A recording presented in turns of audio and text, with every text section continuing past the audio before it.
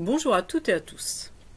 Alors voyez, aujourd'hui nous allons parler de Notre-Dame de Paris, du fait qu'elle est brûlée et surtout de sa reconstruction et des problèmes que ça pose.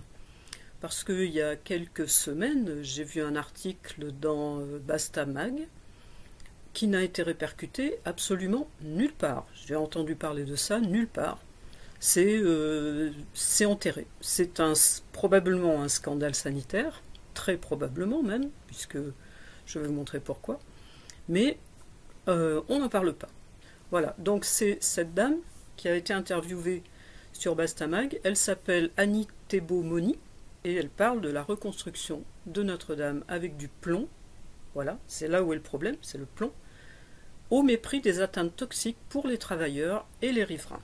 C'est une sociologue française de la santé, elle est spécialisée dans la santé et elle est connue pour ses recherches et son travail associatif sur les maladies professionnelles, c'est sa spécialité. Donc il y a eu une plainte de l'association Henri Pézera sur le plomb de Notre-Dame. C'est une plainte pour mise en danger de la vie d'autrui avec constitution de partie civile. Donc ça a été fait, l'article est de juillet 2022, la plainte date de juin 2022. Alors il faut savoir que pour la rénovation de Notre-Dame, on utilise du plomb, entre autres. Parce que le gouvernement a décidé de reconstruire Notre-Dame à l'identique, avec les matériaux identiques. Donc ça ne c'est pas toujours ça qui se fait. Il y a d'autres matériaux possibles. Par exemple, la cathédrale de Chartres a été recouverte de cuivre. À Nantes, après l'incendie qui avait ravagé la toiture de la cathédrale en 1972, la charpente en bois d'origine a été remplacée par une structure en béton. Seuls les linteaux retenant les ardoises sont en bois. Quand cette cathédrale a subi un nouvel incendie en 2020, le béton a tenu et les conséquences sanitaires n'ont évidemment pas été les mêmes puisqu'il n'y avait pas de plomb. Voilà. Dans le cas de Notre-Dame de Paris, malgré les protestations, y compris de la part du Conseil de Paris, la décision de reconstruire à l'identique a prévalu au mépris du risque d'incendie, puisqu'ils vont refaire la charpente en bois, au passage en coupant des milliers d'arbres, hein, je ne sais plus combien il en a fallu, mais beaucoup d'arbres, des arbres centenaires, des chênes centenaires. C'est pas le moment de couper les arbres, mais c'est ce qu'ils ont fait. Et donc ils ont voulu reconstruire à l'identique, au mépris du risque d'incendie à cause du bois et des atteintes toxiques pour les travailleurs et aussi pour les riverains. Les associations avaient demandé un centre de suivi des travailleurs, des pompiers, des riverains, avec un travail de recension des symptômes et des pathologies. Les autorités sanitaires sont restées sourdes, alors que ce travail a été mené notamment autour du World Trade Center. 20 ans plus tard, les études publiées aux États-Unis révèlent les épidémies de cancer et autres pathologies pour les personnes ayant été exposées aux nuages toxiques lors des attentats du 11 septembre 2001. En France, aucune étude n'a été faite.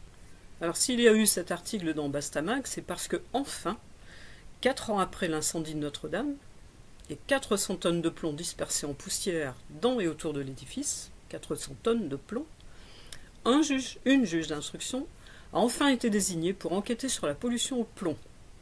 Dès le printemps 2019, le collectif Plomb Notre-Dame, constitué de syndicats et d'associations, dont l'Association des familles victimes du saturnisme.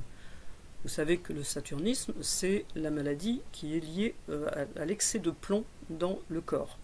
Et c'est très dangereux, notamment pour les enfants. Donc, ce collectif a alerté sur les dangers des poussières de plomb, ayant contaminé le site lui-même et bien au-delà, avec le vent bien sûr. Alors que le plomb est un toxique redoutable même à faible dose, les revendications du collectif sont restées lettres mortes. Les associations constatent une omerta sur les pollutions autour de Notre-Dame. L'Union départementale de la CGT et l'association Henri Pézera, qui ont porté plainte, ont sollicité dès janvier 2020 les ministères de la Culture et du Travail pour obtenir des documents concernant la pollution sur le chantier et dans l'environnement. Ils l'ont demandé en 2020. Des documents juste qui constataient ce qui se passait comme pollution dans le chantier et autour du chantier. Face à l'absence de réponse, le collectif a saisi la commission d'accès aux documents administratifs, qui leur a donné raison, puis le tribunal administratif. Le ministère de la Culture a fini par transmettre des documents sur la pollution environnementale courant 2021, c'est-à-dire plus d'un an après la demande. Quant au ministère du Travail, il a fait de même seulement 8 jours avant l'audience fixée par le tribunal administratif en juin 2021. Donc le ministère du Travail s'est débrouillé pour que la défense n'ait pas les documents suffisamment à temps pour pouvoir travailler. Ces documents sont accablants du point de vue de la pollution, mais aussi accablants au niveau des infractions du Code du travail. Alors les visiteurs et les journalistes qui entrent dans la cathédrale doivent porter des chaussons jetables et une combinaison. Mais le chantier par lui-même, avec les ouvriers, a fait l'objet de nombreuses alertes de la part de l'inspection du travail en 2020. Donc ça fait déjà un moment et ça n'a pas été entendu. En outre, la pollution reste manifestement très importante, y compris au niveau de l'environnement du site. Par exemple, la crypte a fermé à plusieurs reprises au cours de l'hiver 2022-2023. C'est pas pour rien s'ils ont fermé. Donc on peut vraiment parler d'omerta parce que ça n'a été publié absolument nulle part. Alors pourquoi ça ? Parce que c'est M. Macron qui décide, comme pour à peu près tout, de la bonne marche des choses. Enfin, de la bonne marche, entre guillemets. Il a voulu absolument que les travaux soient faits en 5 ans. Faire des travaux de cette ampleur en 5 ans, ça demande de laisser de côté pas mal de choses, notamment au niveau de la sécurité, et c'est ce qui a été fait. Donc c'est une décision qui a été prise au sommet de l'État. L'utilisation du plomb laminé en matériau de couverture est très dangereuse. C'est un fait connu.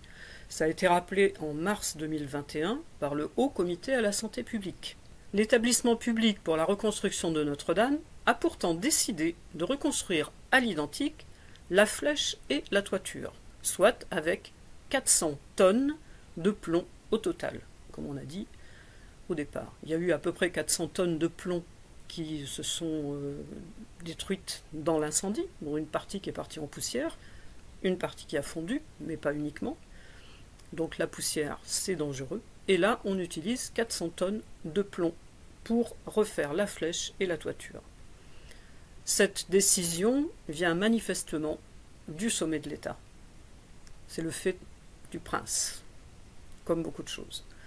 Le plomb laminé a pourtant pour caractéristique de relarguer des poussières fines de plomb dès la pose de la toiture et au fil du temps, provoquant une pollution récurrente. Donc une fois que ce plomb est posé, pendant des années, il va polluer.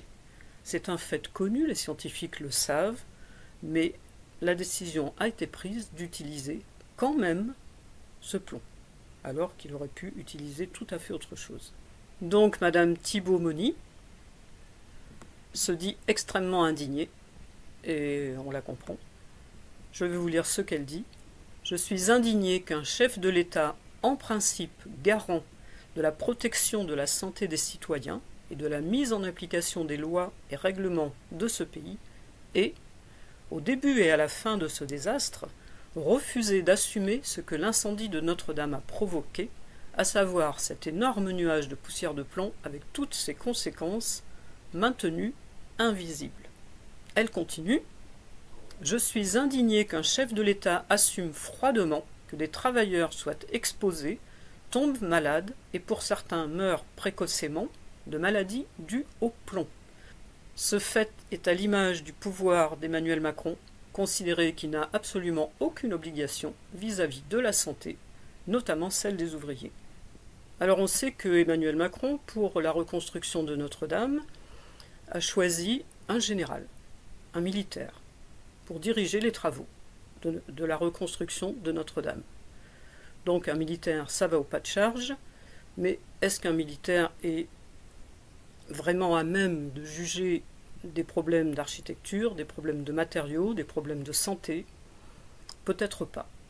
Donc voilà, j'avais envie de faire une vidéo là-dessus parce que c'est un exemple des choses qui se passent en France, un seul, et puis dans le monde, hein, il y a plein d'autres pays où c'est pareil, où on ne tient absolument pas compte des dangers qu'on fait courir à une population. Alors peut-être que Notre-Dame sera reconstruite pour les Jeux Olympiques. Si les Jeux Olympiques ont lieu, on verra bien. Je vous retrouve bientôt pour une autre vidéo. J'essaierai de trouver comme ça des sujets qui ne sont pas traités, ou peu traités. Voilà. Merci beaucoup, à bientôt. Au revoir.